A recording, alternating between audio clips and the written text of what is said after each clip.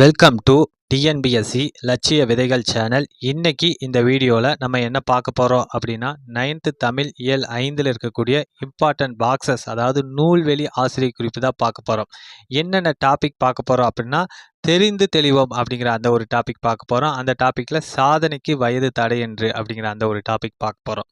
Plus இம்பார்ட்டண்டான ஒரு டாப்பிக்கான அறிஞர் அண்ணாவை பற்றிய ஒரு டாபிக் பார்க்க போகிறோம். ப்ளஸ் புகழுக்குரிய நூலகம் அப்படிங்கிற அந்த ஒரு டாப்பிக்கும் பார்க்க போகிறோம். இந்த 3 டாப்பிக்குமே பார்த்தீங்க அப்படின்னா வெரி வெரி இம்பார்ட்டன்ட். இதுலேருந்து கொஷின்ஸ் கேட்டுக்கிட்டே இருப்பாங்க, அதனால் ஸ்கிப் பண்ணாமல் பாருங்கள். ஓகேங்களா? ஓகே, எதற்காக இந்த சீரீஸ் நம்ம ஸ்டார்ட் பண்ணியிருக்கோம் அப்படின்னா தமிழ் ஒரு 100 கொஸ்டின்ஸில் 45 to 50 கொஸ்டின்ஸ் பார்த்திங்க அப்படின்னா இந்த பாக்ஸஸில் இருந்து மட்டுமே வருது. ஓகேங்களா? இந்த கொஸ்டின்ஸை அடிக்க வைக்கணும் அப்படிங்கிற அந்த ஒரு நோக்கத்திற்காகவும் ப்ளஸ் ரிவிஷன் ஃபேக்டருக்கு உங்களுக்கு உதவும் அப்படிங்கிற அந்த ஒரு நோக்கத்துக்காக தான் இந்த சீரீஸ் நம்ம ஸ்டார்ட் பண்ணியிருக்கோம். இது வரைக்கும் நீங்கள் சப்ஸ்கிரைப் பண்ணாமல் பார்த்துக்கிட்டு இருந்தால் சப்ஸ்கிரைப் பண்ணிவிட்டு பாருங்கள். உங்கள் ஃப்ரெண்ட்ஸுக்கும் ஷேர் பண்ணுங்கள். ஒரு லைக் போட்டு வீடியோ ஸ்டார்ட் பண்ணுங்கள். அது எங்களுக்கு இன்னும் மோட்டிவேட்டடாக இருக்கும். ஓகே, ஃபஸ்ட்டு டாபிக் சாதனைக்கு வயது தடை என்று அப்படிங்கிறது. அதாவது பார்த்திங்க அப்படின்னா வள்ளலார் அவர்கள் 10 வயதிற்குள்ளாகவே சொற்பொழிவு நிகழ்த்தவும் பாடவும் ஆற்றல் பெற்றவராக திகழ்ந்திருக்காங்க. ஓகே, பாரதியார் பார்த்திங்க அப்படின்னா எத்தனை வயதில் அரசியல கவிதை எழுதி பாரதி அப்படிங்கிற அந்த பட்டம் பெற்றாங்க அப்படின்னா 11 வயதிலே பார்த்திங்க அப்படின்னா அரசவையில் கவிதை எழுதி பாரதி அப்படிங்கிற அந்த ஒரு பட்டத்தை பெற்றார். எந்த மன்னர் வழங்கினாங்க அப்படின்னா எட்டயபுரம் மன்னர் தான் இவருக்கு பாரதி அப்படிங்கிற அந்த ஒரு பட்டத்தை வழங்கினாங்க. ஓகே, அடுத்து பார்த்திங்க அப்படின்னா விக்டர் ஹியோ அவர்கள் தமது கவிதைகளை பிரெஞ்சு இலக்கிய கழகத்துக்கு எத்தனை வயசில் அனுப்புகிறார் அப்படின்னா 15 வயசுலே அனுப்புகிறார். ஓகே, அதற்கடுத்து மாவீரன் அலெக்சாண்டர் அவர்கள் எந்த வயசில் போர்ப்படையோட தளபதியாக மாறுறார் அப்படின்னா ஜஸ்ட்டு 16 வயசுலேயே பார்த்திங்க அப்படின்னா அவர் போர்ப்படையின் தளபதியாக மாறுறாரு. கலிலியோ அவர்கள் அதாவது பைசா நகரத்து சாய்ந்த கோபுரத்தோட விளக்கு ஊசலாடுவது குறித்து ஆராய்ந்து கண்டுபிடிச்சவர் யாருன்னா விஞ்ஞானி கலிலியோ அவர்கள். அவர் எந்த வயசில் கண்டுபிடிக்கிறார் அப்படின்னா 17 வயசுலேயே கண்டுபிடிக்கிறார். ஓகேங்களா? ஓகே, அதாவது பார்த்திங்க அப்படின்னா வயசை பொறுத்து எந்த ஒரு வித்தியாசமே இல்லை. நம்ம திறமைகளை வளர்த்துக்கிட்டோம் அப்படின்னா நம்மளால் ஜெயிக்க முடியும் அப்படிங்கிறதா இந்த விஷயம் நமக்கு உணர்த்துது. ஓகே, நெக்ஸ்ட்டு அறிஞர் அண்ணா அவர்களை பற்றிய ஒரு டாபிக் பார்க்க போகிறோம். வெரி வெரி இம்பார்ட்டன்ட், ஸ்கிப் பண்ணாமல் பாருங்கள். அப்போ ஓகேங்களா? ஓகே, அறிஞர் அண்ணா மிகச்சிறந்த பேச்சாளராக விளங்கினார். நமக்கு எல்லாருக்குமே தெரியும் அவர் தமிழில் மிகச்சிறந்த பேச்சாளர். அது மட்டும் அல்லாமல் அவர் ஆங்கிலத்திலும் மிகச்சிறந்த பேச்சாளராக விளங்கினார். ஓகேங்களா? ஓகே, எழுத்தாளரான அண்ணாவை எல்லாரும் என்னன்னு சொல்கிறாங்க அப்படின்னா தென்னகத்து பெர்னாட்ஷா அப்படின்னு புகழ்கிறாங்க. ஓகேங்களா? வெரி வெரி இம்பார்ட்டன்ட், தென்னகத்து பெர்னாட்ஷா அப்படின்னு அழைக்கப்படக்கூடியவர் அறிஞர் அண்ணா அவர்கள். ஓகே, இவர் பல படைப்புகளை தந்திருக்காரு. என்னென்ன படைப்புகளை எல்லாம் தந்திருக்காரு அப்படின்னா சிவாஜி கண்ட இந்து சாம்ராஜ்யம் முதல் இன்ப ஒளி வரைக்குமே பல படைப்புகளை தந்தவர் தான் அறிஞர் அண்ணா அவர்கள். இவருடைய பல படைப்புகள் என்னவாயிருக்கு அப்படின்னா திரைப்படங்களாக ஆயிருக்கு. ஓகேங்களா? ஓர் இரவு அப்படிங்கிற அந்த ஒரு சிறுகதையெல்லாம் பார்த்திங்க அப்படின்னா ஒரே இரவில் அவர் எழுதி முடிச்சிருப்பார். அதெல்லாம் பார்த்திங்க அப்படின்னா நாடக வடிவில் வந்தது.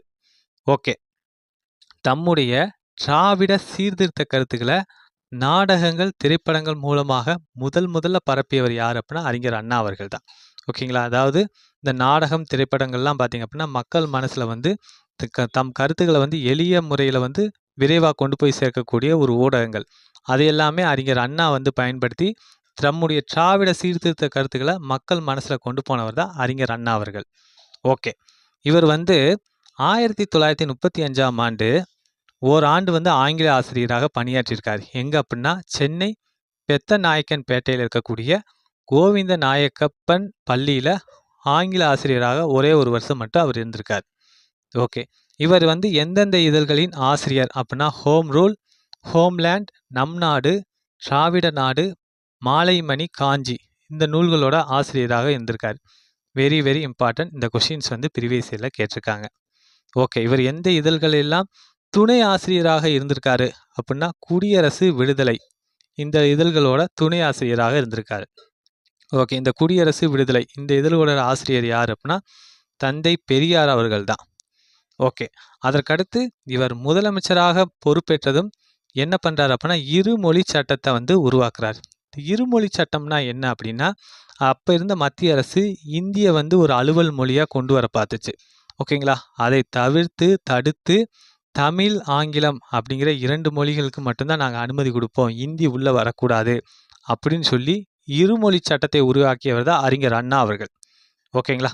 ஓகே. அது மட்டும் இல்லாம இவர் வந்து சென்னை மாகாணத்தை தமிழ்நாடு என்று மாற்றி தமிழக வரலாற்றில் நீங்கா இடம் பெற்றவர் தான் அறிஞர் அண்ணா அவர்கள். ஓகே. ஓகேங்களா? தமிழ்நாடு அப்படின்னு மாத்துனவரே யாரு? நம்ம தமிழ்நாட்ட அறிஞர் அண்ணா அவர்கள் தான். ஓகே. இந்த தகவல்கள்லாம் எந்த நூல்ல இடம்பெறுது அப்படின்னா, அண்ணாவின் சிறுகதை திறன் அப்படிங்கிற அந்த ஒரு நூல்ல முனைவர் பெ. குமார் அவர்கள் எழுதியதில் தான் இடம்பெறுது. ஓகே. நெக்ஸ்ட் டாபிக் புகழுக்குரிய நூலகம் அதை பற்றி பார்க்க போகிறோம். ஓகேங்களா? இந்த டாப்பிக்கும் வந்து வெரி வெரி இம்பார்ட்டன்ட். ஓகேங்களா? இதில் இருந்து எல்லா கொஷின்ஸுமே கேட்டிருக்காங்க. ஓகே. ஆசியாவிலேயே மிக பழமையான நூலகம் என்ற புகழுக்குரியது என்ன அப்படின்னா, தஞ்சை சரஸ்வதி மகால் நூலகம் தான். ஓகேங்களா? சரபோஜி மன்னர் அவர்கள் கட்டியது.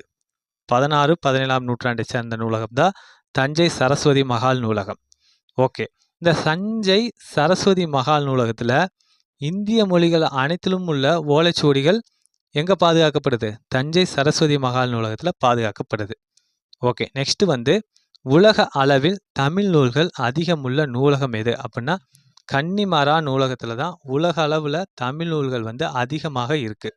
எங்கே? சென்னை எழும்பூரில் தான் அந்த கன்னிமாரா நூலகம் வந்து இருக்குது. Very very important. இந்த கொஸ்டின்ஸ் வந்து கேட்டுக்கிட்டே இருக்கிறாங்க.